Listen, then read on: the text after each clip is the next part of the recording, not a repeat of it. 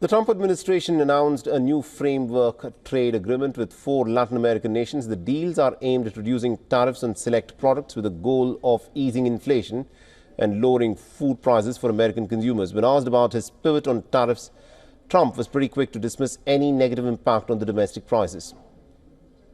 President, you said that the tariffs do not increase prices for consumers, but now you're lowering tariffs. I didn't say they don't. I say they may in some cases, but to a large extent they've been borne by the country. As an example, we have virtually no inflation, and yet we've taken in hundreds of billions of dollars. So we've taken in hundreds of billions of dollars. We've used tariffs to stop wars.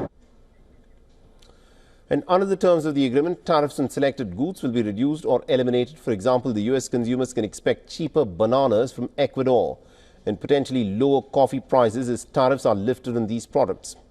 The framework agreement includes a range of goods, but tariffs on anywhere from 10 to 15% will remain on most items.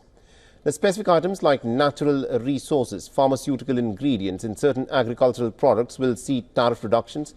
According to a senior administration official, the retailers and the wholesalers are expected to pass along these savings to the consumers.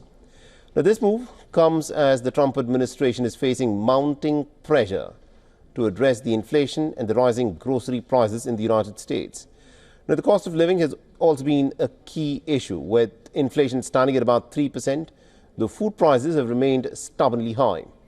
Now, U.S. inflation stands at about 3%, but inflation in food prices has been a particular concern for many American families who are struggling to put food on the table. With these new trade deals, the Trump administration is aiming to further reduce the prices and to ease the economic strain on American families. One of the most notable provisions in the framework is the removal of tariffs on imports from Argentina, particularly the pharmaceutical components and agricultural goods. Now, Argentina, in return, has agreed to open its markets to U.S. cattle and to reduce tariffs on various U.S. goods, including medical devices, machinery, and even motor vehicles. And this deal is being viewed as a boost for U.S. exporters, as well as an economic lifeline for Argentina's struggling economy.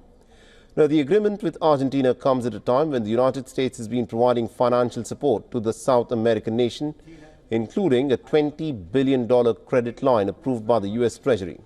And Argentina's President Javier Milei has been pushing for economic reforms, including slashing the import barriers to revive the country's weak economy.